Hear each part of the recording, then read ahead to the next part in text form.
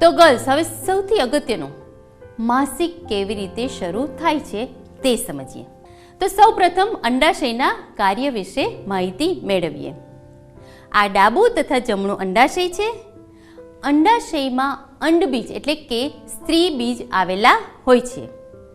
છોકરીના જન્મ સમયે લગભગ 10 લાખ જેટલા અંડબીજ અંડાશયમાં સ્ટોર થયેલા હોય છે અને તે ઇમ્મેચ્યોર એટલે કે અપરિપક્વ સ્થિતિમાં હોય છે. કિશોરાવસ્થામાં પહોંચતા સુધીમાં તેની સંખ્યા ઘટીને 4 લાખ થઈ જાય છે. આ પહેલાં આપણે માહિતી મેળવી કે 8 થી 9 વર્ષની વયે અંડાશયમાં ઇસ્ટ્રોજન અને પ્રોજેસ્ટેરોન નામના હોર્મોન બનવાનું શરૂ થાય છે અને તે લોહીમાં ભળે છે. પછી ધીરે ધીરે બ્લડમાં તેમનું લેવલ વધતું જાય છે. લગભગ 12 વર્ષની ઉંમરે આ હોર્મોન્સનું બ્લડમાં લેવલ ક્રિટિકલ લેવલ એટલે કે ઇફેક્ટિવ લેવલ પર પહોંચે છે. જ્યારે આ હોર્મોન્સ ઇફેક્ટિવ લેવલ પર પહોંચે ત્યારે અંડાશયમાંથી એક સ્ત્રી બીજ એટલે કે અંડબીજ સિલેક્ટ થાય છે. આ સિલેક્ટ થયેલું સ્ત્રી બીજ ધીરે ધીરે મોટું થાય છે, મેચ્યોર થાય છે. 14મા દિવસે તે અંડાશયમાંથી છૂટું પડે છે. આ છૂટું પડવાની પ્રોસેસને આપણે ઓવ્યુલેશન કહીએ છીએ. વિડીયોમાં તમે જોઈ શકો છો કે આ રિલીઝ થયેલું એટલે કે છૂટું પડેલું સ્ત્રી બીજ તરત જ ફેલોપિયન ટ્યુબમાં દાખલ થાય છે. ફેલોપિયન ટ્યુબમાં જો એ સમયે પુરુષ બીજ એટલે કે સ્પર્મ્સ હાજર હોય તો તે સ્ત્રી બીજનું માત્ર એક જ પુરુષ બીજ દ્વારા ફલિનીકરણ એટલે કે ફર્ટિલાઇઝેશન થાય છે. પણ જો પુરુષ બીજ હાજર ના હોય તો સ્ત્રી બીજ ફેલોપિયન ટ્યુબમાં આગળ વધીને ગર્ભાશયમાં દાખલ થાય છે. સ્ત્રી બીજ સિલેક્ટ થાય તે સમયથી તે ગર્ભાશયમાં દાખલ થાય તે સમય દરમિયાન ગર્ભાશયની અંદરની લાઇનમાં હોર્મોન્સની અસરથી થોડા ફેરફારો થાય છે. આ ગર્ભાશયની અંદરની લાઇન છે જેને એન્ડોમેટ્રિયમ કહેવામાં આવે છે. આ સમયગાળા દરમિયાન એન્ડોમેટ્રિયમ થીક એટલે કે જાડું થતું જાય છે અને સાથે સાથે તેની નીચે રહેલ બ્લડ વેસલ્સ એટલે કે રુધિરવાહિનીઓ તથા ગ્લેન્ડ્સ પણ જાડી થતી જાય છે.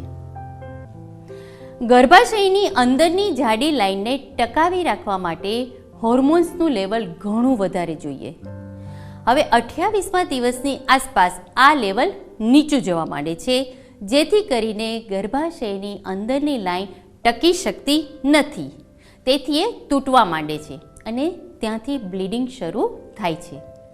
આ બ્લડ ધીમે ધીમે ગર્ભાશયમાંથી અને પછી યોનિ માર્ગમાંથી બહાર આવે છે. આને આપણે માસિક સ્ત્રાવની શરૂઆત કહીએ છીએ. તો આખી અંદરની લાઇનને બહાર આવતા 5 થી 7 દિવસ લાગે છે. માટે જ માસિક 5 થી 7 દિવસ ચાલુ રહે છે. બીજા મહિને આ જ પ્રમાણેની પ્રોસેસ ફરીને થાય છે. હોર્મોન્સની અસરથી બીજું એક સ્ત્રી બીજ સિલેક્ટ થઈ ગ્રો થાય છે, મેચ્યોર થાય છે. 14મા દિવસે ઓવ્યુલેશનની પ્રોસેસથી અંડાશયની બહાર આવી અને ફેલોપિયન ટ્યુબમાં દાખલ થાય છે. અને જો ફલિનીકરણ નથી થતું તો ગર્ભાશયમાં આવે છે અને 28મા દિવસે ફરીને હોર્મોન્સની અસર ઘટવાને કારણે અંદરની લાઇન તૂટવાની શરૂ થાય છે અને બ્લડ બહાર આવે છે. તો આ રીતે માસિક દર મહિને આવે છે. ગર્લ્સ, તમને ખ્યાલ છે આ રીતે માસિક ક્યાં સુધી એટલે કે કેટલી ઉંમર સુધી ચાલુ રહેશે? માસિક મેનોપોઝ એટલે કે 48 થી 50 વર્ષની ઉંમર સુધી ચાલુ રહેશે અને પછી બંધ થઈ જશે. શા માટે? કારણ કે ત્યાં સુધીના સમયમાં બધા જ સ્ત્રીબીજ અંડાશયમાંથી વપરાઈ ચૂક્યા હશે. તો અહીંયા હું તમને માસિક ચક્ર વિશે થોડી જરૂરી માહિતી આપવા માંગુ છું. મેનાર્કી. પ્રથમ માસિકને મેનાર્કી તરીકે ઓળખવામાં આવે છે. 9 થી 16 વર્ષની ઉંમર દરમિયાન માસિક ગમે ત્યારે શરૂ થાય છે. જો 16 વર્ષની ઉંમર સુધીમાં શરૂ ન થાય તો ડૉક્ટરની સલાહ લેવી જરૂરી છે.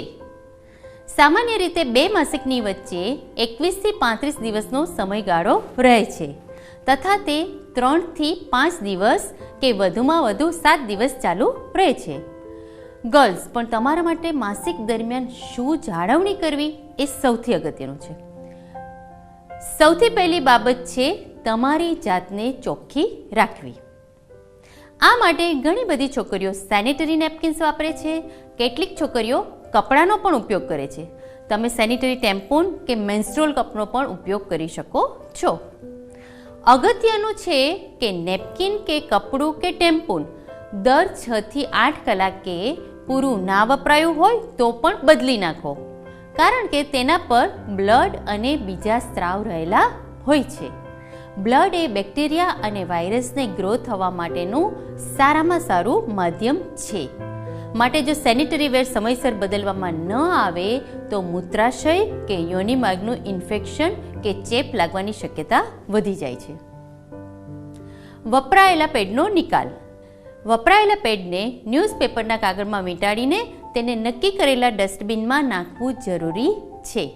તેને ગમે ત્યાં મૂકવું કે ફેંકવું નહીં.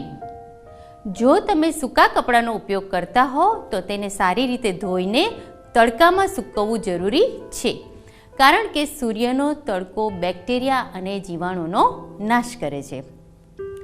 જેટલી વાર બાથરૂમ જાઓ દર વખતે તમારા જેનાઇટલ્સ એટલે કે જનના અંગોને પાણીથી સાફ કરો. પ્રીમેન્સ્ટ્રુઅલ સિન્ડ્રોમ. કેટલીક છોકરીઓને માસિક પહેલાં થોડી તકલીફ થાય છે, જેને આપણે પ્રીમેન્સ્ટ્રુઅલ સિન્ડ્રોમ કહીએ છીએ. માસિક પૂર્વે પેટમાં સાધારણ ચૂંક આવવી, પગના સ્નાયુ ખેંચાવા, સ્તનમાં ભાર લાગવો, માથું દુખવું, મૂડ બદલાવો, પેટ ફૂલી જવું જેવી સામાન્ય તકલીફો થઈ શકે છે. પૌષ્ટિક આહાર અને કસરતથી આ સમસ્યાઓમાંથી છુટકારો મેળવી શકાય છે, પરંતુ જો આના કારણે તમારા રોજિંદા જીવનમાં અસર થાય તો ડૉક્ટરનો સંપર્ક સાધવો જરૂરી છે.